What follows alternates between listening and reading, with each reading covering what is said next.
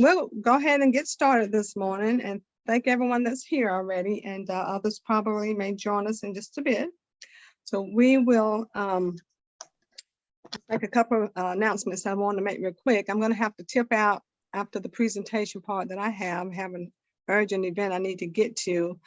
Was hoping it wouldn't be today, but unfortunately it is, but I won't rush what we're doing, but I would just join in at whenever I'm done here. So thank you for allowing me to do that. And I'm going to have Deacon Gaynor open us up in a word of prayer this morning.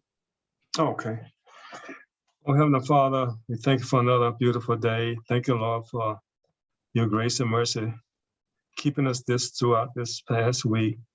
Pray, Lord, that you will bless this session, Lord, as we present it to you. Lord, you just open our hearts and our eyes that we may comprehend what you want us to know through this session. Thank you, Lord, for Deacon Moore and Sister Beverly, that they bring forth this lesson to us, because, Lord, we're going through some challenging time, and, Lord, we just need your guidance working through them, that we can just grow stronger and face whatever may come our way. But Lord, you will sit high and look low, you know our needs. And I pray, Lord, you bless those that are going through some conflict, going through some sadness, but you are our chief physician. And we look unto thee whence all our health and strength come from. Thank you, Lord, for your grace and mercy. Thank you for waking us this morning, that we can just praise your holy name. Because it's all about you, not about us. And pray your will be done today. We ask it all in your son, Jesus' name. Amen. Amen. Amen. Thank you for leading us in that moment of prayer. We appreciate that. Where we would be without prayer. Amen. Need it. So we'll start our normal. We're just going to go through these slides. Today is April 9th, and it's my brother's birthday, who deceased probably about 10 years ago. Great guy, and name was Johnny Carson. All right, so we'll keep going. All right, so we have our reference here. All right, so we've been talking about financial independence, and we kind of described that just having enough income to pay one's living expenses for the rest of one's life without having to be employed or dependent on others. So that's a good place for us all to strive to get there. And it's going to be differently for all of us based on our circumstances. And so we just do the best we can, but we're striving towards that as a goal. Next slide. So last month, we talked a lot about this abundance mindset. So I just kind of wanted to reference that again, because that's too is a very key component of how do we get there and what kind of beliefs and things that we're taking that sometimes can limit us from achieving to our best ability. Sometimes those mindsets can cause us some problems there. So that was last month. So this month, next slide, please. So we're going to talk about some tax strategies. We're right in the middle of the tax season, coming to a gracious end. And so I just kind of wanted to kind of review some things that will kind of lead us to be thinking, because taxes, I mean, Deacon Liz was talking earlier, the tax laws are massive. There's a whole lot there. There's a lot. Most of us, if you're not done taxes or had a lot of study in it, you might not really understand. And you might hear things, you might hear Roth IRA, you might hear these terms, and oftentimes we may not explore them a little bit further to see, hey, is that something that would benefit me? I may be at this income level right now. Can I get additional tax breaks? What would that look like for my taxes? And if there's money gained, there's money to be saved in your pocket versus given over to the government. So when I talk about the tax strategies, oftentimes you won't think that leads to financial independence, but it does, because it's going to determine how much you pay to the government, again, and how much you get to keep for yourself. So keep that in mind. I don't want to, this is not a tax class and this is not an investment class. I want to put that up front, but I just want to introduce some key terms and just give some introductions of some things that we can do to actually help improve our bottom line when it comes to the tax season. So there are 4 points here. So the very first one is take advantage of contributions to retirement accounts. most of us are still filing. We still have income. There's very few people, and I know some very senior people at 99 were still filing taxes, depending on what kind of income you get, how much income do you get, and some of those things will determine if you must still continue to file a return. So we have until April 18th to complete our taxes and also to make some contributions. It's not too late. And some of those contributions can impact your bottom line. So we'll see some examples later in the presentation. And another event that we never think about is this health savings account or the flexible spending. And if you're still employed, you may have a flexible spending opportunity with your job, but we're going to focus mostly on that health savings account that any of us who are not employed can take advantage of. And that has many tax savings and benefits, as we'll talk about, and we'll see a short video that reference that as well. And another one is avoiding tax penalties and interest. I've seen people paying lots of penalties and lots of interest. And we'll talk about some ways that we can see, can we do a better job if we are doing that? How can we avoid those things? And then the starting this business or owning your own business. I mean, again, the tax laws and the tax benefits are there for business owners. And you can maximize, your gains from that if you just start a business and almost any business that you have a profitable opportunity, not just a hobby, but if you can show, your income and your expenses from making cakes, from sewing, from anything that you have that key skill for, from babysitting, any business that you can have, and it's just, the door's wide open. The door's wide open. It doesn't have an age, and we don't have to be a certain age to start a business. So just think, is that something I can be doing? Because I'm still paying out a lot of taxes. I'm still not having enough money in retirement. Can I save some of the money that I'm paying in? Because even if you're filing your taxes and you're breaking even, that's good. But if you're paying any taxes from either your retirement, from your Social Security, from your wages, any monies that you're depositing into the Internal Revenue Service, there's a potential for you to get some of that money back. So oftentimes people say, I just break even. Well, breaking even is okay, but can you do better than break even? Can you actually maximize and have a business opportunity and be able to have expenses from that and be able to net back some of your money? So we'll talk a little bit more about that too as we move forward. Next slide. Real quick, I know we have a short bit of time today, but I like to point out the average person pays 43% of their income in taxes. Also, that 95% of the tax code is actually written to say how you can save money in your taxes. Only 5% shows how you pay your taxes. Bottom line is that so many people don't realize that their largest expense they pay in a given year is taxes. If you don't treat it like, if you don't give it the seriousness it needs, you are losing thousands of dollars. Well said. Yes, and you may have a tax advisor, or you may have your personal financial advisor, and don't be afraid to ask questions. Say, hey, can I be doing better on my taxes? There's some things I can be doing.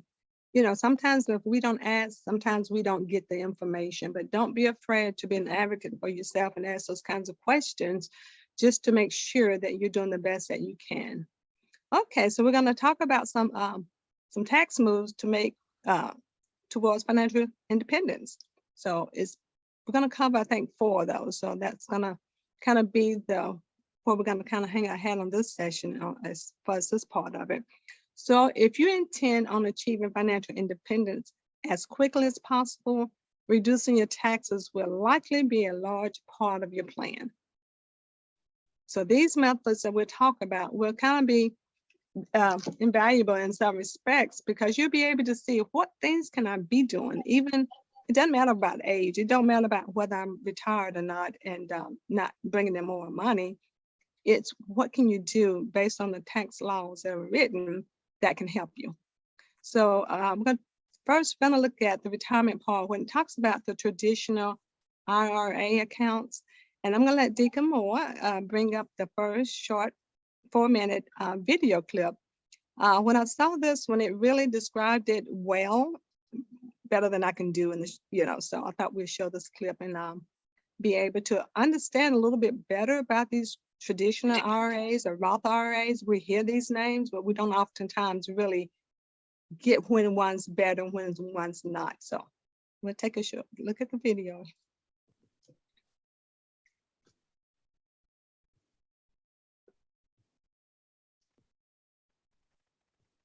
I'm sorry, that's the wrong one. Hang on.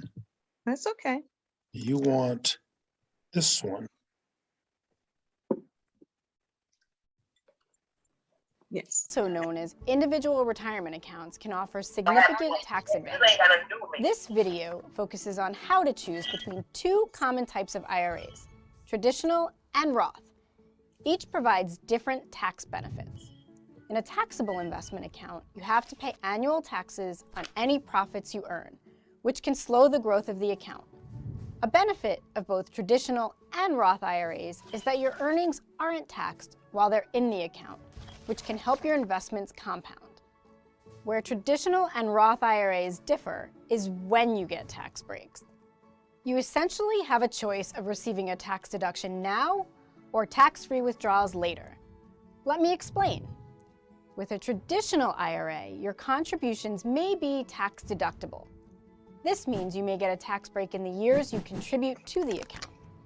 But you still have to pay taxes sometime.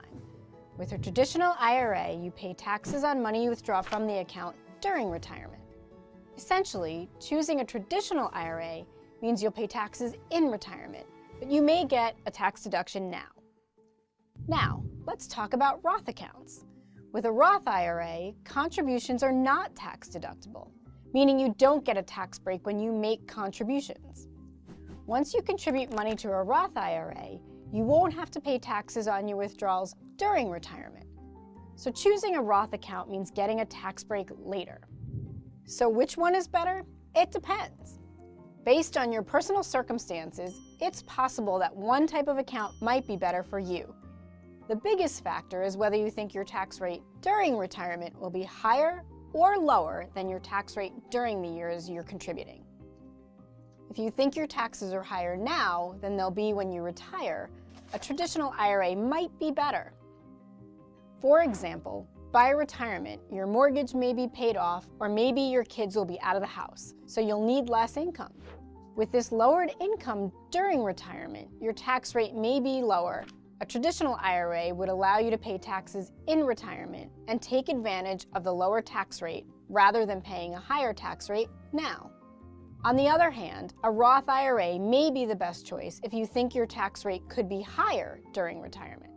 For example, if you're a young investor who's just starting a career, you may expect to pay higher taxes later in your career and into retirement. By choosing to pay taxes now at a lower tax rate, you may benefit by paying less than you would in retirement. Plus, you'll have the comfort of knowing you'll be unburdened by taxes when you withdraw from your IRA during retirement. However, there are a few things to remember. First, it can be very difficult to predict future tax rates.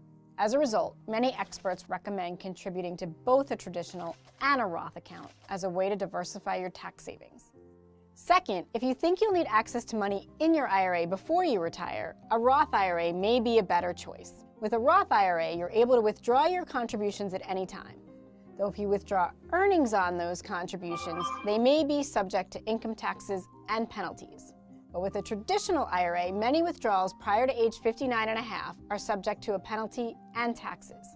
However, some withdrawals for things like higher education, medical expenses, or the purchase of a first home might not be penalized in certain circumstances.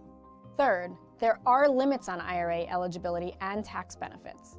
For example, if you already have a retirement plan through your employer, traditional IRA contributions may not be tax deductible. And some investors may make too much money to contribute to a Roth IRA. Be sure to check the IRS's income limits and consult a tax professional.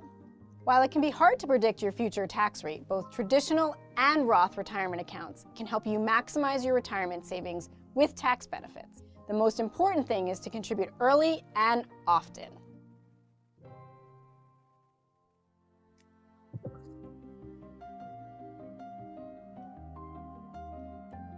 Okay. All right, so I thought that was very clear and straightforward. Is there any questions on that one anybody have, or anything that you might want to share? Have you tried an IRA account, or is something you ever thought about? Any feedback on that at all? I'd love to get some feedback on that. As I have studied more in the area of finances, I've learned to appreciate something called the time value of money. And the bottom line is that inflation actually reduces the value of money as time goes by. They make a very good point in that video that if you assume you're going to be in a lower tax bracket when you retire, traditional works versus a higher tax bracket, a Roth would work. Understand that because of inflation, dollars actually are reduced in value. So you're actually going to need more money in the future than you will need now because of inflation. Bottom line is that I'm of the opinion, and please hear me, this is my opinion, that probably for 90% of people, a Roth IRA is a better solution because taxes aren't going down and the time value of money is forcing it for you. You're going to need more money in your retirement. So strongly consider Roth IRAs. Thank you.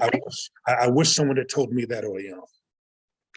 Right, and that's why we're here talking this morning, so that people still can share this even with their children. And the key point too, when you think about that Roth IRA, and even you're thinking about your 401k, there's some things that are like taxed now and are tax deferred. And we'll talk a little bit more about those things later in our next session, because even with that 401k, when you get to, when you get to 70 and a half and 972, and you have not withdrawn any of those funds, then that's what's called that minimum required distribution. And that's a painful thing if you have too much in the 401k, which is tax deferred. We like getting a bigger paycheck, tax deferred, and it's in our best interest at that point. But then later on in life, you have to think, okay, now I'm still gonna have to pay because they want their money. They want their part of the tax from that 401k, and they only let you keep it for so long. So if you have a large amount of money in the 401k and you're coming up on 70 and a half, you will be required, oh, it's 72 now, you will be required to make that minimum required distribution whether you want to or not. And what that means is that you're going to be withdrawing what could be a very big sum of your money that you were hoping to live on. Well, they let you take it out, but then the growth on that part of it would stop in that account. And also now you got to pay potentially large amount of taxes on that money. All right, so we're going to talk about, go ahead. And keep in mind that what Ms. Beverly just describes only is a problem with traditional IRAs and traditional 401ks. That is not the problem for Roth 401ks and Roth IRAs, which goes back to my previous point. For most people, Roth is the way to go. Roth 401k, Roth IRA. So you want to speak to a professional about that, but you ought to be leaning toward Roth because you avoid all those problems. Right, because your taxes is going to be after tax income because you're going to be using your money. That's the biggest difference. Thank you for reminding me to say that. That's the biggest difference because you're going to actually be using money that you get access to make those accounts possible. So which means there's no tax deferment and you're paying your taxes now versus later. Okay. All right. So we're going to move on to what we're going to go back to that one more time. That was a little bit at the bottom. So when we're talking about these accounts, you would see, oh, this is interesting. You notice that the amount that you can contribute to both the Roth and the traditional IRA I'm hoping we have the right presentation because I had something else there. All right, so yeah, so you will have up to $6,000 for this year, and it's not too late. You have until April 18th of this month to make a deposit into an Roth or traditional IRA account, and up to $7,000 if you're 50 plus. So that's pretty good. So the benefit of that is that you're reducing your tax liability in most cases. And then there are some income limits and things like that. So we'll go to the next screen. All right, I was afraid we don't have the most up-to-date one here. So we'll roll on with, yeah, we might need to switch out. So I might need to pull up. Can I share screen real quick? I can stop sharing. I can Okay. pick you. Okay. Co-host, okay, I appreciate that. All right. Okay. Let's see here, make sure I have the right one to bring up.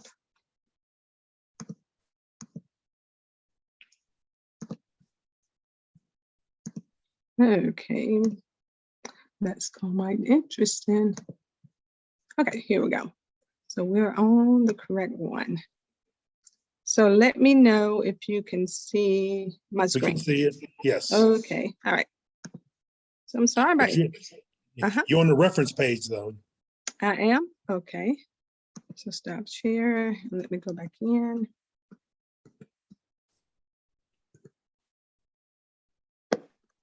What about now?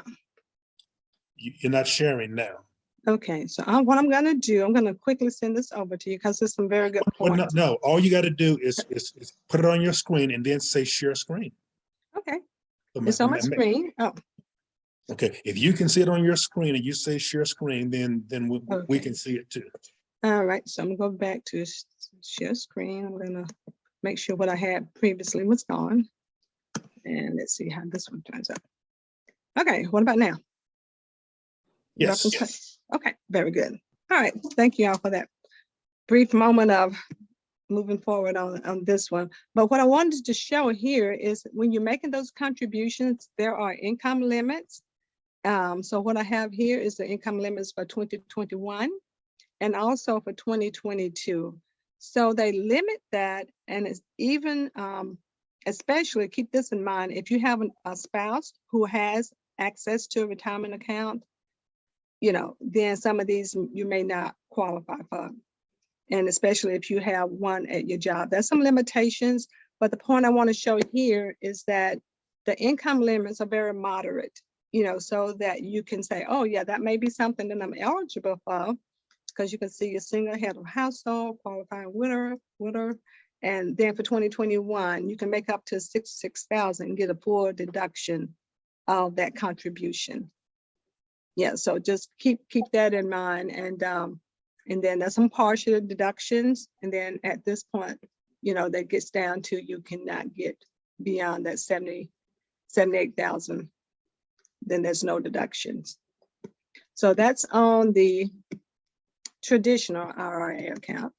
Okay, so we're going to take a look at, so we want to talk about using some of these tax strategies, and I think we've gone there somehow. Let me show in a slideshow that's going to help me out here.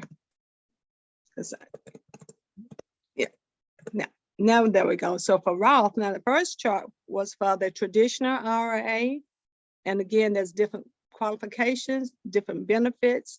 So you have to ask your financial planner, your financial advisor, which is best for you. So as you see for the Roth IRA, income limits a little higher, which is a good thing. And we talked about the benefits of the Roth. So this is for 2021. And then the second column is for 2022. So that lets you know that makes it somewhat affordable for most people to be able to have access to these accounts and to take the benefit from them. Uh-oh, what did I do? I'm so handy with this computer. It's just sometimes scary. All right. I hate when I have to drive because I always mess up something here. All right, so we'll roll on. So if you want to look at another benefit that you could take advantage Now, of. if I have those slides, I can take back over again. Okay, So no, you don't have those. Okay, Yeah, that's why I thought I better zip over because I realized earlier that that was different. Yeah. All right. So let's see if it's still on slideshow. I hope so. If not, I just click one at a time. no, So Ms. Beverly, if you look up there, top Mhm, center left, it says slideshow, mhm. hit that button. No, down, right. Okay. Let No, me go to your right. put my glasses on. All Yeah. right. Go to my right. Yes, Oh, that's a slideshow. down. Okay, I was trying to see, it's another, but it's okay. And there's a button Okay. right there that says slideshow. Oh, I see that one. Above the word establish. Right there. Yeah, right there. Oh, see it. There you See, go. when I do it, okay, so we're just gonna stay on slideshow. I'm not gonna hear anything else. That's Thanks a for good your idea. patience. All right, so to establish a health savings account, so we're gonna play the short video and really pay attention to this one because I never knew all the real benefits of that health savings account. So when I'm sharing, I'm also learning. So we'll take a look at this short presentation. It's about 4 minutes as well. Anybody here have a health savings account while he brings that up? No, no one has a health. When I was employed, I had a health savings account. Okay, you had one then? Mhm. Okay. So it maybe even the flexible, could you take it when you retired or when you left? Did they allow you to move it with you? Well, when I turned, I think 65, when I retired, I was able to roll it over to like a health Health savings. maintenance That's uh, good. account. So I Very didn't lose awesome. any money. Very good. Very good. Good to hear that because sometimes we don't know the value of some of those accounts and in this video and to talk about some of those things. Okay. The words health savings account may not conjure up thoughts of relaxing on the beach, traveling the world, or gardening in your backyard full time. But maybe they should. Because of its potential tax benefits, a health savings account, or HSA, can actually be a powerful retirement savings vehicle if you plan ahead. Let's talk about how HSAs typically work and then discuss how to use one to potentially boost your retirement savings. HSAs allow you to set aside untaxed money each year to pay for medical costs now and in the future. Many employers offer access to HSA-enabled health plans. However, you can also set up an HSA on your own. Either way, to be eligible to make an HSA contribution, you need to be enrolled in a high-deductible health plan, one with low monthly premiums but high out-of-pocket deductibles. The main benefit of HSAs is that they allow you to take advantage of tax savings in 3 ways. First, contributions are essentially untaxed. For an HSA provided through your employer, contributions are typically deducted pre-tax from your paycheck. Or, if you're on your own, they're tax deductible. However, the IRS does set an annual limit on contributions, so keep that in mind, especially if you have more than one HSA. Second, some HSA account providers allow you to invest your contributions once you reach a certain balance. The investment choices in an HSA are often similar and as flexible to those available in other retirement accounts. Earnings in an HSA account aren't taxed, so your investments can compound more quickly. Lastly, you may make tax-free withdrawals to pay for qualified medical expenses. So basically, if you use your HSA only for medical expenses, you can contribute, grow, and spend this money without ever paying taxes on it. This is what makes HSAs one of the most tax-efficient investing accounts around. But keep in mind, any money withdrawn for non-medical expenses will be subject to regular income taxes. And if you're younger than 65, you'll also pay a 10% penalty. Another benefit of HSAs is they're portable, like an IRA. This means whether you leave your job, change health insurance providers, or retire, your money can go with you. You can even pick a different HSA provider to transfer your HSA funds to, if you don't like the one provided by your employer. Now that you understand how an HSA works and its benefits, let's discuss how it can actually help with retirement planning. Because you're not obligated to spend the assets you've placed in your HSA, you could use them later in retirement to cover medical costs. According to the U.S. Bureau of Labor Statistics, households run by individuals 65 and older spend an average of $500 a month on medical expenditures alone, so having a source of tax-free funds can be a lifesaver. Even if you're lucky enough to have low medical expenses during retirement, you can use an HSA like a traditional retirement account after you turn 65. This means you can make withdrawals for non-medical expenses without a penalty, but you'll be required to pay income tax on those funds. Now, let's look at a few things you should be aware of while considering if a health savings account is right for you. First off, an HSA for retirement only works if your medical expenses are low. The high-deductible health plans that make you eligible for an HSA may require greater out-of-pocket costs, especially if you visit the doctor often. HSAs are designed for you to set aside money to pay for those higher out-of-pocket expenses. If you have high medical expenses over the years, you may not accumulate enough to invest for retirement. Another factor to consider is although HSAs can help you grow your money by avoiding taxes, HSAs are subject to fees for account maintenance and the investments themselves, which can eat into your earnings. And of course, the underlying investments themselves are subject to risks, including loss of principal. So, if your circumstances allow, setting up an HSA, making the maximum contribution permitted each year, and allowing the funds to grow while not touching them for short-term medical expenses could make it easier to pay for medical expenses during retirement. And once you're 65 or older, you may use those funds for non-medical expenses without a penalty. However, that money would then be subject to income tax. Retirement is your time to sit back and enjoy yourself, and an HSA may help you get your finances in order so you can relax during your golden years.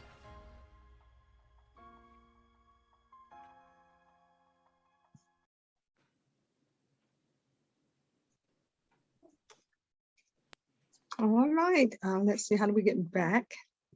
Let's see. Can you see that? No. You have to hit share. Okay, I have to go back to share. Thank you. Yep. All right, I'm gonna get this one day. All right, is that better? It is.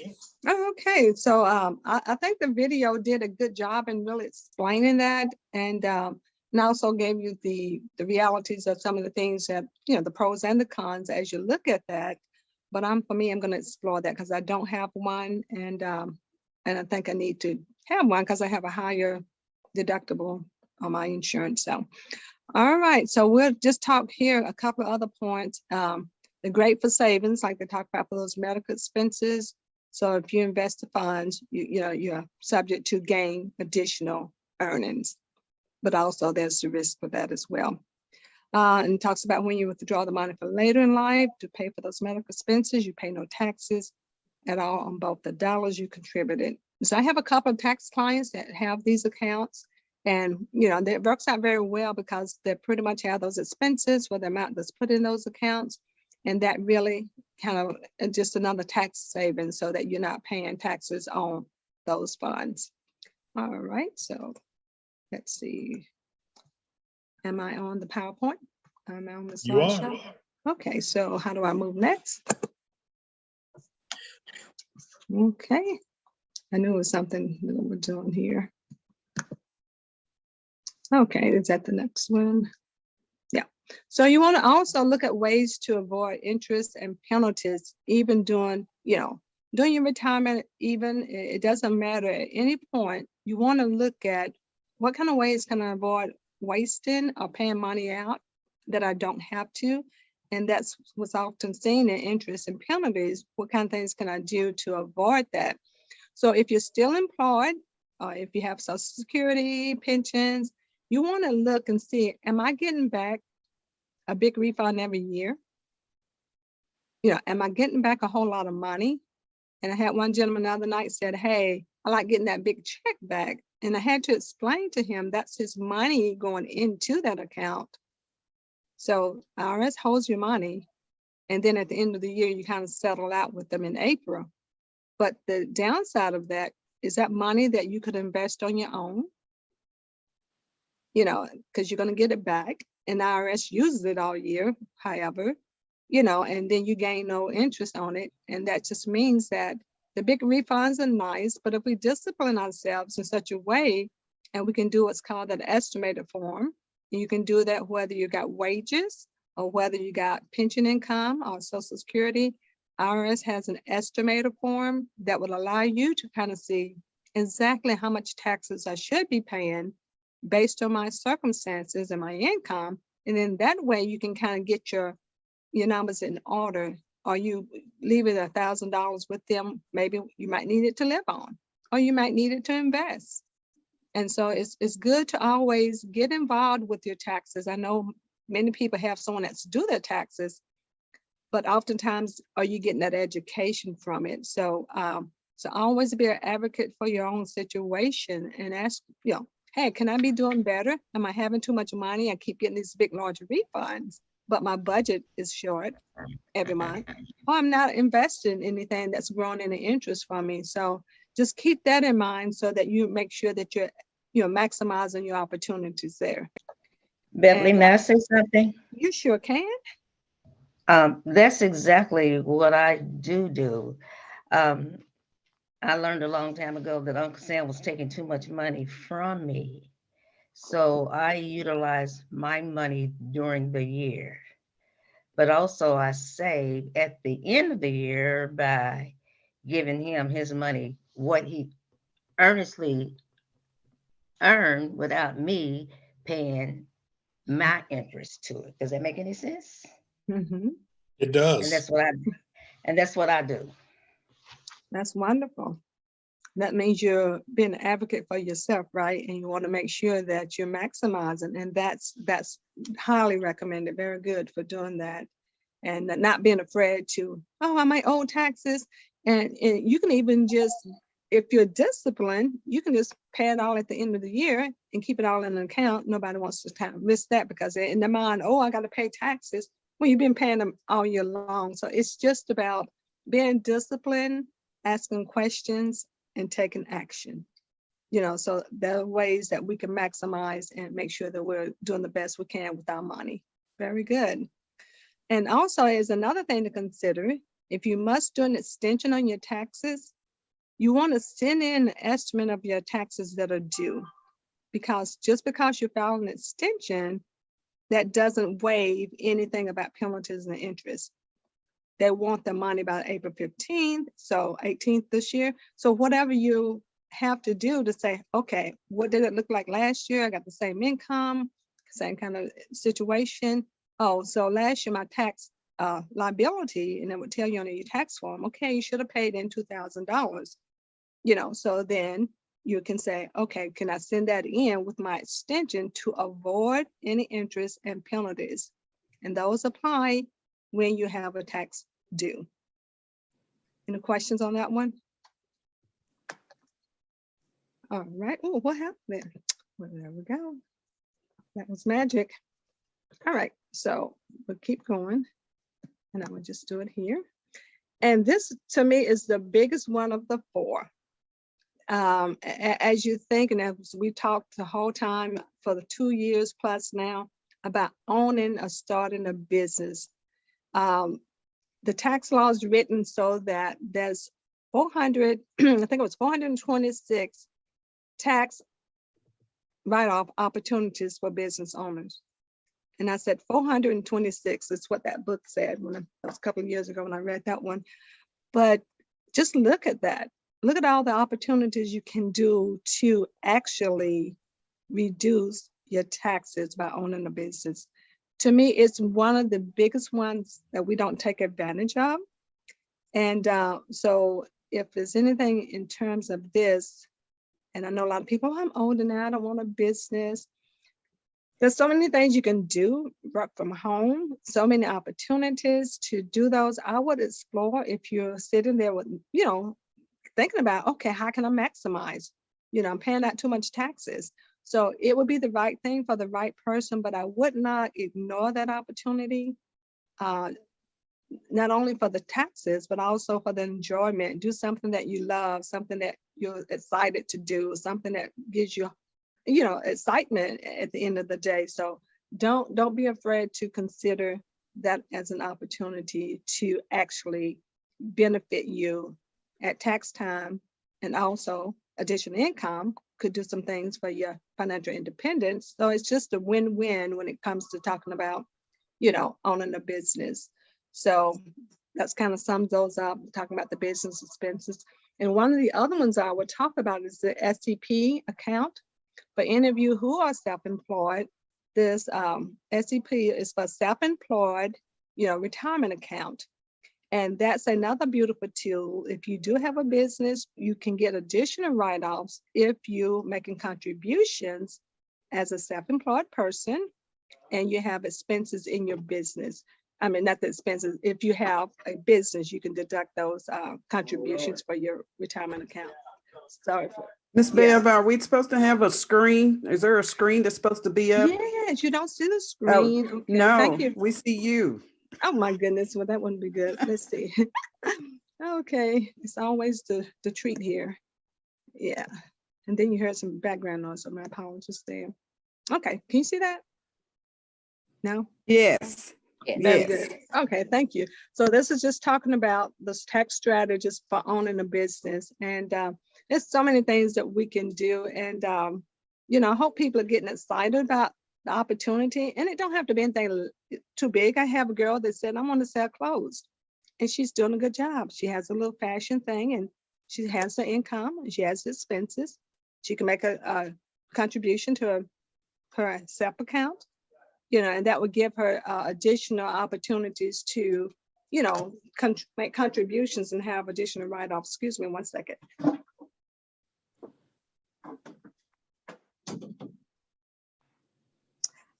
Thank you for that. All right, let's see if we can go to the next screen. Okay, the only other screen that I had is this one. So here is an assignment for everybody. I don't know how many of you have ever heard of tax now, tax deferred, tax never? It's kind of a short quiz. Who've heard of that? Tax now, tax deferred, tax never. I have. Okay, Beverly. I have one. you have it. Okay. All right, so this is kind of our thinking for the next session, because tax now, there's going to be some things that we do that we're going to be taxed on now, such as our wages, such as our savings and things like that.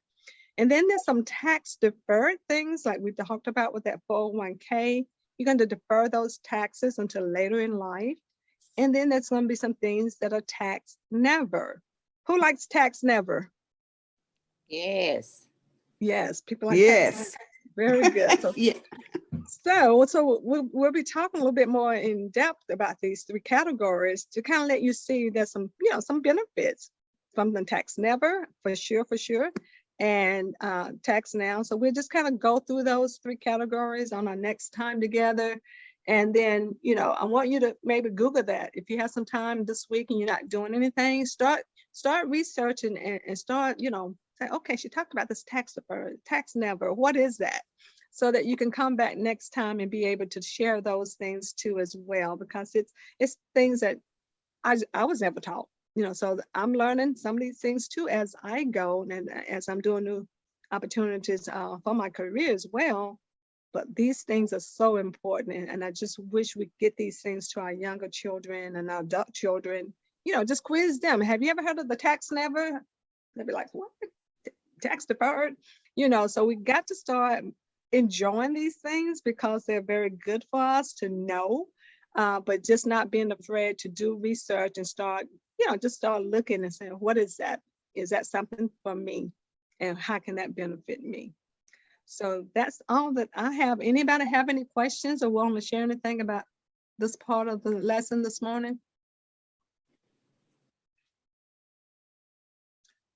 No questions? Can you move traditional RRA to Raw? Mm-hmm. Okay. Hey, Miss Beverly, while you're asking questions, you may want to take your presentation down so we can see each other now. Okay, stop share. There we Oh, go. yeah. Yes, yeah. So that, yeah, talk to your tax advisor, and before you do that, I want you to Google that question, just like you asked it, so that you can start learning. Not every, and some of the sources I don't always give a lot of credibility to, so I don't just check one. I just kind of start exploring, and then I would go to the IRS publication 17. It's a very easy tool to use, and it talks about a lot of those tax opportunities and how they're used. But yeah, start doing more research. Yeah, Oh, so that's your second assignment. So you'll tell us about that next week, right? But you're our right. next section, yeah, so see, you just kind of volunteered yourself for that one next session. Yeah, because all of those things, the things that you're thinking, other people probably are thinking too. And yeah, but explore that and come back and share that with us next time. Okay. Okay, we'd love to have you do that. Any other questions? Don't feel like you're gonna have to educate everybody. I know nobody's gonna say anything at this point, like, oh, she just put him on the spot. But yeah, it's just always good to start doing that. And then that way you can ask the right questions because it's getting your mind to thinking, oh, it said this here. Let me ask my financial advisor, does this apply to me? Because if we never take those extra steps, like I'm asking you to do, then sometimes, we don't get all the information that we need. So I know you have a tax advisor and you would want to, say, hey, because they'll be more impressed with you when you come in with the right questions for them. Always have your questions, no matter what business you're doing, what business you're handling. Like, I have a dear friend that's retired recently. There's lots of questions. What should I be thinking about? What is this? And we have to make sure we're doing our own diligence and research even before we go to our financial professional, because you want to make sure everything that's been done is in your best interest. And then that way, the more education we have, the more we can ask the better questions. And that's just going to help us feel better at the end of that transaction. Oh, I've done the best that I could for myself. Okay. Any other observations, questions? Anybody else want to do any research for next time? Yes, Miss Pat, great.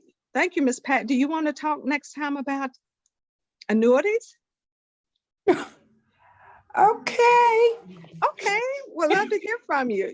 Just 2 or 3 minutes, you can, a statement or two. You don't have to be a PhD in the field, but just what do you know about annuities? And say, I know X, Y, and Z, and that would be great. Whatever you know, come share it next time with the group. Right now it's 0. Okay, well, you got 30 days at least. Yes, ma'am. You got 30 days at the most. Okay. Yes. Well, awesome. And thank you all for willing to do that next time, because we have to do those things, because if we don't start learning ourselves, then it's always what somebody told us, and they could have told us the wrong thing. So always do your own research. I really appreciate this session, and for you all who always come faithfully to be a part of it, really, really appreciate sharing and an opportunity to grow too with you guys. So thank you for allowing me to be here. I got to zip off to this mandatory meeting, me and Ms. Deborah Johnson. So thank y'all. So Deacon Moore, take it away. All right, then I'll take it from here. All right. Thank you, y'all. Hey, Brother Gaynor, and I apologize because I was putting some things up here. Can you ask your question again, please? You're on mute, brother. You're on mute, Brother Gaynor. Okay, I got you. There you go. All right. Can you move IRA traditional to IRA Roth account? You actually can, okay, but you have to pay the taxes on it, because remember, in your traditional IRA, you've actually had your taxes deferred. So understand that the government actually wants those tax dollars. The only question is when they get them. Now, if I was speaking to someone who was in their 20s or 30s or whatever, I'd say there's no doubt you want to convert to a Roth as soon as possible. With you being someone who's a senior right now, you probably want to speak to an expert, because it may be to your advantage to leave things as they are. So, I've always told folks that other than English, math is the most important subject you'll ever take, because the question always going to be, what do the numbers say? So if you came to me and said, hey, should I convert my traditional IRA to a Roth IRA, I would say, let's do the math. I would say, how long do you expect to live? How much of a tax burden? But you gotta be honest with yourself there, Yeah. You may say, Brother Moore, I expect to live 10 more years. Okay, so we got a time frame here. If I convert today, I'm gonna pay X amount of dollars in taxes. Well, is it better for me to pay all that up now, or is it better for me to pay it over time, over this 10-year period? And we do the math, and whatever the math says, then it makes sense. So if you're 20, 30, 40, 45, I'm going to say no question, because your life expectancy is probably 75 to 80 years old. You have 25 years to have your money to grow tax free. But if you're actually 75 and your life expectancy is 80, that's 5 years, then now you may want to say just leave things as they are. So what I would love to have people always thinking is never just look for the answer, look for the reasons why, because once you understand the reasons why you do certain things, it makes a lot more sense. And we've been taught to just say, give me the answer. And the answer varies. I mean, the answers are simple, but they vary based on your situation. Okay. Yeah. So I will say this, if I can be as general as I can, for someone who is young to middle age, if they can convert a traditional to a Roth, I would say always do it. That's my opinion, by the way. But if someone is saying I'm a senior, I would say do the math first, because it may be better for you to stay where you are. Because if you may pay 40% of your money in taxes right now and lose half your IRA, and then in 5 years or 6 years or so, the Lord takes you home and you pay all the taxes. Whereas because remember, when you pass away, there are different rules for people who inherit your retirement savings. Oh yeah. Okay. I was going to talk about the book, but Miss Beverly made a very good point. With tax seasons coming up, it's probably good to discuss some tax things right now. I'm a big fan of actually always watching these debates for the presidential candidates, and I think that many times people are so eager to watch their particular candidate do things that they really aren't watching this thing as a learning experience. And I've kind of said jokingly that my favorite president was George H.W. Bush, not because of his party or because I like his policies, but because Deacon Moore, we can't see you. We cannot see you, Deacon Moore. Brother Gaynor, I can you see you. Yeah, I'm right here. I can see you. Yeah. How about now? Yeah. Waving my hands. Yes. Okay, great then. All right. And I tell folks that, and they always think I'm being political when I make that statement. I'm not. Okay. I'm just saying that I learned a lot from what he did, because I'll say again, when people run for office, try to get a copy of their taxes, because you can learn a lot. There's a statement that I love. I'm going to put it on the screen here. You've seen this before, but Tony Robbins says this. He says the most successful people have left a trail of clues for us to follow. Sow the same seeds as the most successful people, and you will reap the same rewards. And I'm a big believer in that. And if you're running for president, you're doing something right. I don't think we've had a poor president yet. I know the Clintons said they were poor. They were not. Okay. They do extremely well. So learn from those folks. Now, why do I mention that right now? Because my second favorite candidate was Mitt Romney. And again, not for his policies, but let me show you something here. Why I like Mitt Romney. You guys may remember, I'm assuming you guys can see that screen there, right? Yes. Okay. Mitt Romney actually had an IRA that was worth $100 million. I'm just like, but by the way, you can't hear it, but Miss Lisa said, dang, and we all should say that, okay? Now, what if this guy's gonna be president or not? I'm like, I wanna see what this guy's doing, okay? Well, what he is doing, or was doing, and probably still doing is, he did what was called a self-directed IRA. I had no idea those things existed, okay? You can actually create because most people only see investments as stocks and bonds. I'm not saying you should go off and do those things. I'm saying just be aware. Are you aware that you can put any investment vehicle in your IRA? You can put real estate in there, you can put gold in there, you can put all kinds of things. Now, again, I'm not saying do it. I'm just letting you know you can do it. Miss Lisa asked me to define a self-directed IRA. Normally what happens is, in a normal IRA, you go out and hire someone like Fidelity, or you hire someone like Schwab or Vanguard. You send them money and then they pick what goes in your account. Or they may give you them, they may say, pick from these 5 things. You pick your things. And of course, you know, it's always stocks and it's always bonds. Why? Because they make money off of those things, okay? But when you self-direct your IRA, what you actually pick your own investments. And what Mitt Romney did was he actually put his IRA investments into things that he actually chose.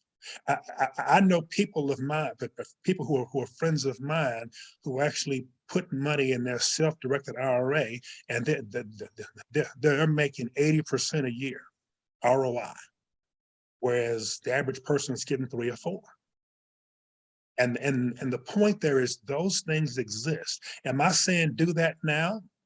You know, no. Am I doing it? Oh yeah, I'm doing it. But the point is, you know, the idea of this class is to teach people that these things are possible. Okay, because the average person has no idea. But by the way, this is an election year. When someone comes up and says, I'm running for Congress or I'm running for the Senate, get a copy of their tax, see what they're doing, okay? I'm not saying you have to vote for the person. I mean, in all honesty, I didn't vote for Romney, but you know something? I learned a lot from him, okay? And by the way, Obama, Trump, I don't care, okay? Because I'm not looking at these things that they say who's the best president. I'm saying, what are they doing? Because it doesn't matter which party they're in. The things these folks are doing are probably either they are existing laws or they're going to be laws for a long period of time. We need to start studying taxes. When you realize almost half of your money is paid in taxes, you got to get serious about it. Start studying, start understanding, because the other folks out there, they are doing these things and they are reaping the benefits. And we're sitting back saying, well, I don't understand this stuff. And Miss Beverly's nice and she talks to you sweetly. I'm bad cop, okay? I'm going to tell you, you have to learn this.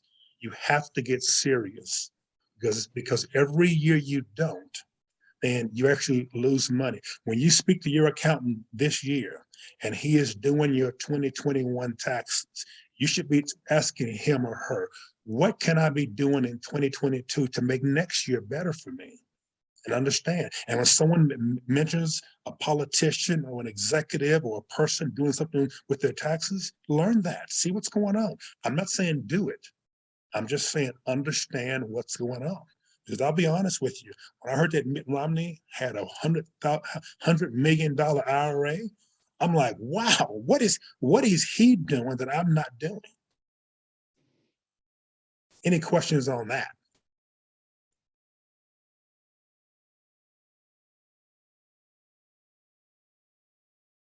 None? Oh my goodness.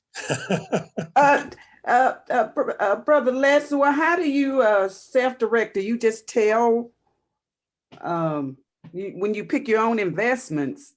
That is a great question. Okay, there and I was hoping someone would have asked that question, because if you did ask me, Ms. Pat, I would have asked it and answered it. And please understand that when I say things, I'm not speaking bad about people. I'm just speaking facts, okay? Now, if you called Fidelity and if you call Schwab and you said, I want to do a self-directed IRA, what are they most likely going to tell you? Miss Pat? Why? No, They want to know. they're They going to want say, or can they help you? they're going to sit back and look all impressive, but I'm giving it a shot here, Miss Pat. I'm giving Okay. my serious look. I'm going to say, well, Miss Slaughter, yes, those things exist, but that's probably not right for you, okay? Because you want to reduce your risk, and you're getting to your senior years now. You have to be careful. You go, oh well, thank you so much. But you got to realize that those people say that to you because they actually want you to keep investing with them because they actually make a commission off of you. Now, is that bad? No, it's not. But is it true? It actually is. So that being said, when you actually want to open up a self-directed IRA, you actually have to go to a company that actually does self-directed IRAs. Now, I'm not going to give you any names here on this presentation because I don't want to bias anybody, but there are companies out there that allow you to do those things. Now, I will tell you right now, you have to be careful with this, okay? Because with increased risk with increased reward comes increased risk. But I know friends of mine who are actually have put real estate, and forgive me because you guys know I invest in real estate, and most of my friends do too. But I know friends of mine who invest in real estate in the self-directed IRAs, and they are making 70, 80% a year. You guys know how much houses have gone up over the last few years. Houses that cost $150,000 2 years ago are selling for $250,000 right now. What if one of those was inside your IRA? I'm not saying do that. I'm just saying, are you aware of this? So to answer your question, Ms. Pat, if you want to know more about self-directed IRAs, number one, catch me offline, and I'll tell you about it. Number two, go on your computer and look for companies that do this, okay? Because one of the biggest issues that we actually have is that the investments we have, they just don't produce the returns. If inflation is 8% and your savings are making 5%, the math, okay? So Yes. I'm sorry, go ahead, Ms. Pat. Oh, I was just going to say thank you. Yeah, I appreciate that. Yep. And then another question is, how do you get started? It's the same thing. You get started by going online and looking it up. Look up self-directed IRAs. Any other questions?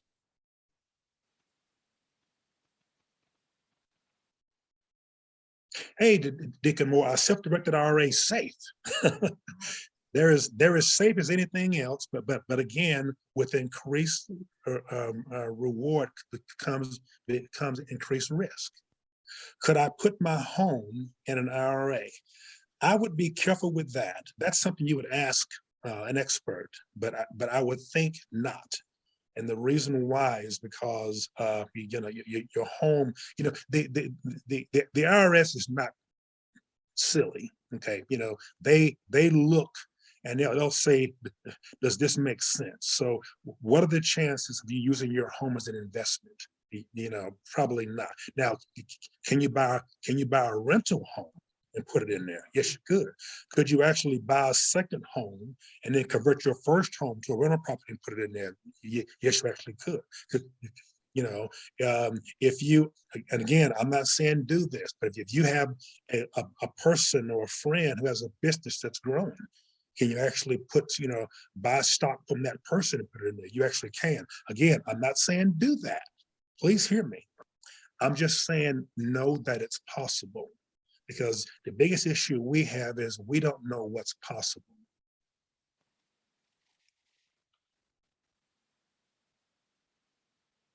A lot of information there. And what I hope I'm doing for you all right now is I'm hoping I'm making you curious. Because what I hope you all are saying right now is man, I had no idea. And that's why I want you all to be now, because there are so many things out there that are available to us, and we don't take advantage because we don't know. We assume we're doing things the right way because someone with a suit and a tie who sounded great told us about that. And we've got, I'm going to be honest with you, we've gotten lazy. We accept people's advice. And by the way, I do it too. I sit back, I say, oh, okay. And the idea now is we should always be trying to learn what's a new way of doing things, because we've actually seen already that the current thing we do doesn't work. HSAs, I will share something with you all. I have a friend who's put investments in his HSA, and for about 10 years, he actually paid his medical bills out of pocket. He let his HSA grow, because remember, as Miss Beverly said, an HSA, an ACE, I can't say it, and an HSA is tax-free. It was the only thing she mentioned that was actually tax-free. The money you put in is tax-free, the money you take out is tax-free.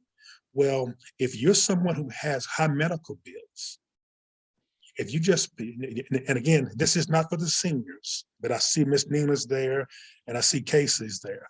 What if your HSA grew over the next 10 years and it grew enough where the interest on it actually paid your medical bills? Now going forward, all your medical bills are eventually paid for. What this person did was their HSA grew so, to a certain level because they did some creative things, okay? And now they pay no medical bills because the HSA pays it for them, and it's all tax-free. My goal in life is to take everything I spend and make it tax deductible. So so the first thing I do is I ask myself, what are my biggest expenses? Okay, my house, how do I make my house tax deductible? My car, how do I make my car tax deductible? The gas I put in there, how do I make my gas? And make that list. Food, what can I do to make food tax deductible? Now, I'm not saying you can do all these things. I'll tell you right now that I'm doing quite a few of those, but that is the mindset. You ought to be asking yourself, what are the biggest bills I have? And what can I do to make these things deductible on my taxes? If you have that mindset, you're gonna come out a whole lot better. So hear me, I'm not giving you answers. I'm giving you a way of thinking to get the answers. So you already know. You ought to, if you want a good exercise to follow, sit down and say, where's my money going? Okay. What am I spending money on? And I'll tell you right now, we're all spending way too much money on gas, right? Give me a nod if I'm right there. Okay, so a good mindset is, how do I make this thing tax deductible? Now, I've told you before that this is an easy one for me. I actually don't own my truck. Okay, my company owns my truck. I don't have to put gas in the truck because that truck is not mine. Now you guys see me riding around on it, but I ride around looking for property all the time. I am always looking for the next investment. So 98% of the miles I drive are things that my company can write off, and that's intentional. Okay, I did that on purpose because I spoke to my tax guy and said, man, I'm paying too much for cars. And he said, Les, you know that if your business owned your vehicle, then now all your maintenance, all your gas can be written off on your taxes. And I said, I did not know that. And I stopped and I changed and I fixed that problem. Now, that one's easy there, but that mindset gets you to so many other things. How many people are keeping their mother or their aunt in their home? If they had a business to provide health, to provide help to a senior, their mom, their aunt, whoever, and you would keep this person regardless, right? But if you have a business, then now the food you serve them is tax deductible, because most likely, I'm just thinking out loud here. If when my brother kept my mother, most likely he used the money she was getting every month from the government to pay some of her bills. But most likely the checks she received every month didn't cover everything, right? So if he was paying for his for the heat in the house to keep it warm, for the food she was eating, if he just he's doing the exact same thing. He's taking care of my mom in his house. But now if he just says, this is my business, instead of him saying those things are just expenses, now those things are tax deductible expenses. Doing the exact same thing for the exact same person. But now he can write them up on his taxes. God bless America. But Deacon Moore, that's such a big ledger that you have to keep. Because I remember my husband, he was, even though he worked for the city, he was still his own entrepreneur. Mhm. And I remember the ledgers that he kept about his driving, the supply. I mean, you get into a lot of work doing all that too. No, you don't. If you, I'm someone who is not a big fan of credit cards, but hold one second. I'm gonna pull out my wallet here, okay? I don't like credit cards, but I love debit cards. Can you see those right there? So everything I do, okay? I don't see you, Deacon Moore. That's why I keep saying, I don't know why everybody else Okay, is. well, I'm assuming everyone else be anyway, though. You don't have to Yeah, I say- saw them all. Okay, what I just did was I fanned out quick those cards. Okay. This is my point. Time has changed and technology has made things easier for us. Since Moreland Property owns my truck, every time I fill up with gas, I use the Moreland Property card. And now I don't have to keep some long ledger, because at the end of the month, the credit card company or my bank statement sends me a nice statement that says you spent this much money, and it's easy. I actually have 12 statements. I have a year. And if I want to, I can just say, give me the one for the whole year. So you know, if you have it, all you got to do is, hang on, I'm about to run out of power on my computer. All you have to do is use a debit card for those things. So if I were keeping my mom here in the house, okay, I'll just start paying for half the food, and start paying for half the utility bills using this card. At the end of the year, it shows up. It's pretty easy. But still,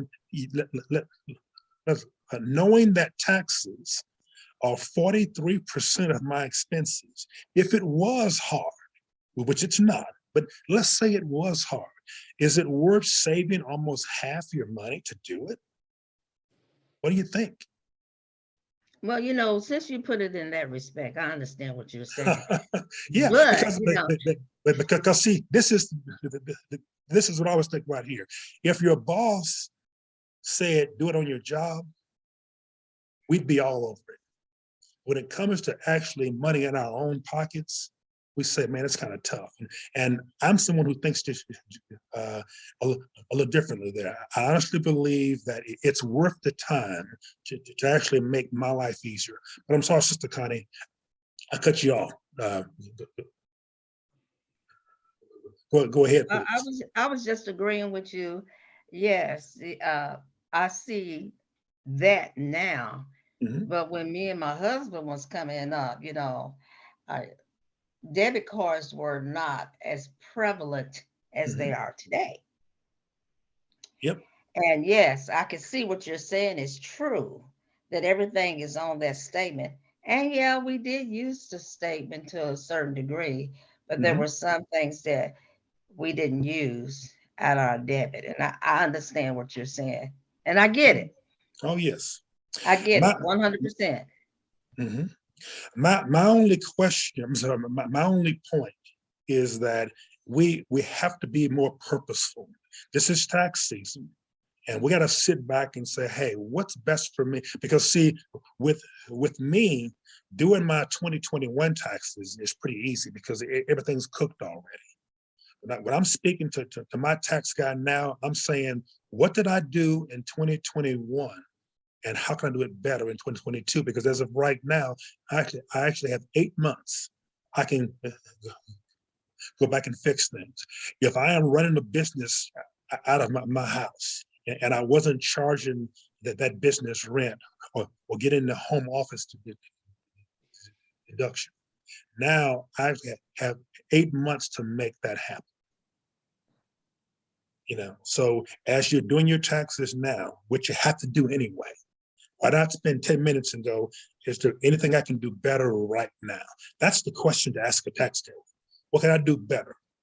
Because if you go to a tax guy right now and say, hey, I want to write off my car for my 2021 taxes, he's going to say, oh, you probably can't do that. He realizes you're actually just making things up. But if you say to him, hey, on my 2022 taxes, which is 8 months away, I'm going to start doing this. What proof do you need? And now when you come back around to this time next year, you're in much better shape. Does that make sense?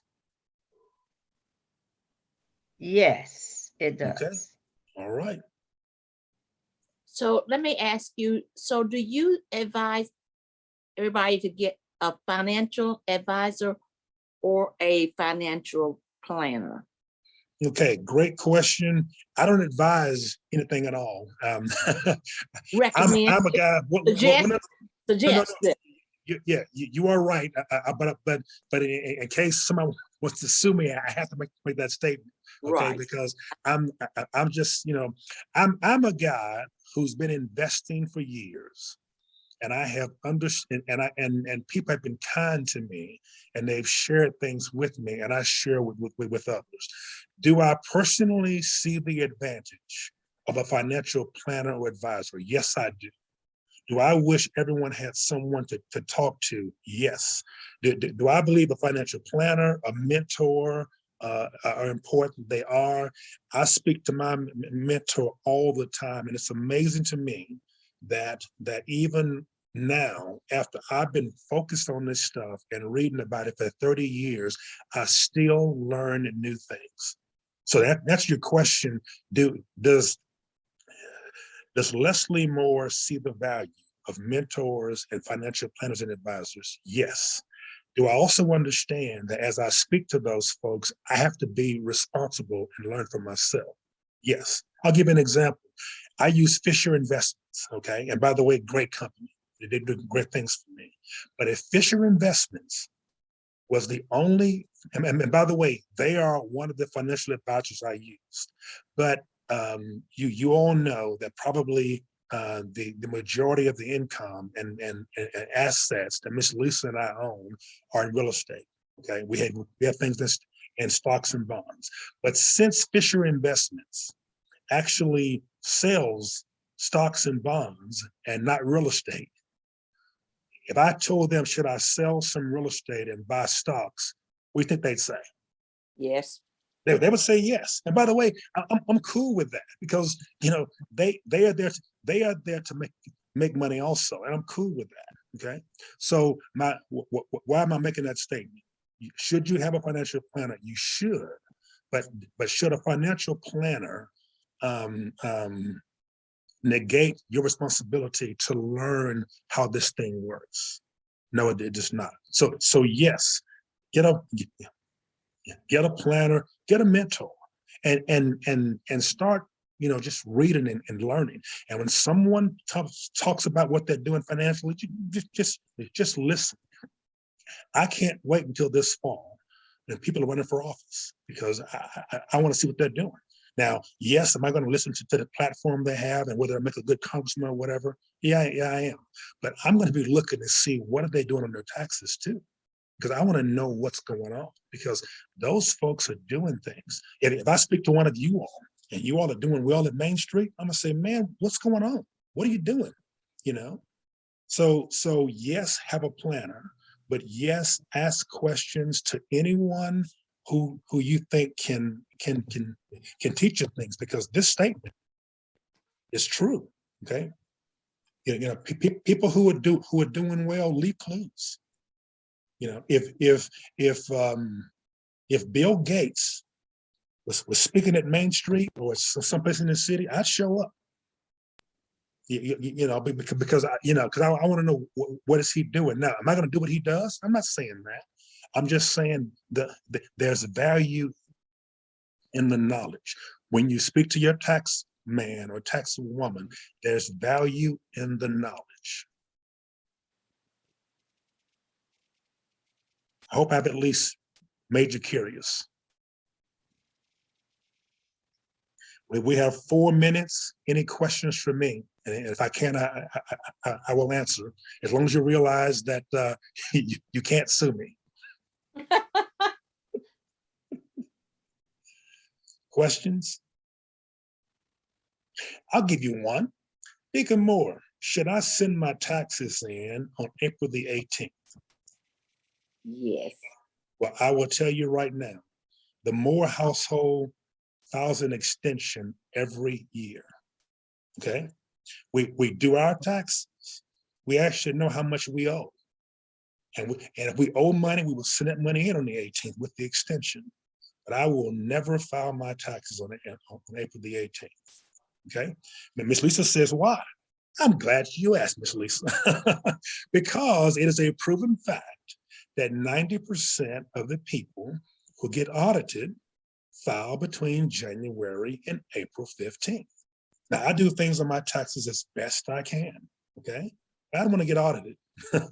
So I will do my taxes. They'll be sitting there in a nice pile, and I will, and if I owe $2,000, I will pay my $2,000. Please hit me on this. If you owe money, pay the money before the 18th. I'll say it again. Pay the money before April 18th. But file an extension. Why am I doing that? Real simple. I want to reduce my chance of an audit. And again, the most important class you learned in school was English, but the second one is math. The numbers say that people who get audited, 90% of them are sending their taxes in early. So what am I going to do? I'm going to send mine in late. Okay. Now, why? Because the numbers tell me that. Now, if this year I get audited, say, see there, it didn't work for you. Well, that may be true. Okay. But I'm playing the odds. This is what I'm doing. I'm always playing the odds. That makes sense? Mhm. And by the way, up until about 10 years ago, I didn't know that. Someone told me that, and I looked it up and said, man, they're right. Okay. So now I do it all the time. I do it every year. 1 minute left. Any tax questions? I'll be honest with you.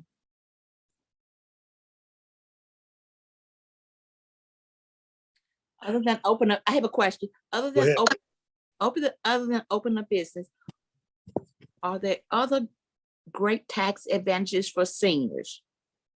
For seniors, other than opening up, I will tell you now that the best tax benefits, and I just read this in a book about 3 months ago. It says the best tax benefits out there are for businesses. Best. The second best is real estate. But if you say I'm a senior and I don't want to actually put money in a business or real estate, number one, I'd say, ooh, I wish you would, because those two are the best. But the HSA example is something, you can put money in an HSA. That money can grow in the HSA. And by the way, you can have a self-directed HSA also. Okay, so anything that Ms. Beverly said, you can self-direct, but if you use your IRAs, your HSAs, and things like that, you can save money there on your taxes. But what I want to close out with saying is understand that a business isn't this large, crazy conglomerate you think it might be. I just explained to you how my brother kept my mom and he used it as a business. He didn't change what he did. He just changed what he called it. Okay. Like my mom was in a bedroom in his house, but he was still feeding her breakfast every morning. He was still taking care of her bills. He was doing the exact same thing. But on his taxes, he called it a business. How many things are you doing right now that actually, with a little effort, could be a business? So that being said, there are ways of doing it, but I would strongly recommend you think about starting a business in some way. And you know, brainstorm. One day when you have some time and a mindset, give me a call, okay? And I'll tell you what I'm gonna tell you. I'm gonna say, what do you do right now? I'll give you a crazy example. But Brother Moore, I love to cook, okay? I love to make cakes and pies, okay? Well, if you just sold 1 pie a month, I'm not saying do this. This is an example. If you just sold 1 pie a month, now the flour, the sugar, part of your stove becomes a tax deduction. The house you cooked it in. So what when people hear the term "start your own business," they assume some major change and office space and employees. I can tell you, we actually have a property management company, and I'm the owner. We have 1 employee. Guess what that employee is? Miss Lisa. She's the only employee. And by the way, she's driving me crazy. Okay, these employees are crazy out there. But the point is that and I'll give you, we're over time, so I'll give you this example here. Okay, why am I the owner and why is she the employee? It's because healthcare was too expensive for us. Okay, so I realized as an employee, Lexmark actually paid for my healthcare, and they actually got a deduction for doing that. So if I started a company and offered my employee, Miss Lisa, healthcare, I could write it off on my taxes. So I went to Miss Lisa and said, Lisa, you're an employee now. I'm going to offer you healthcare. I'm going to pay all the healthcare for you. Do you want the individual plan or the family plan? And she said, individual. And I said, wrong answer. Because if you get that family plan, you can cover your husband.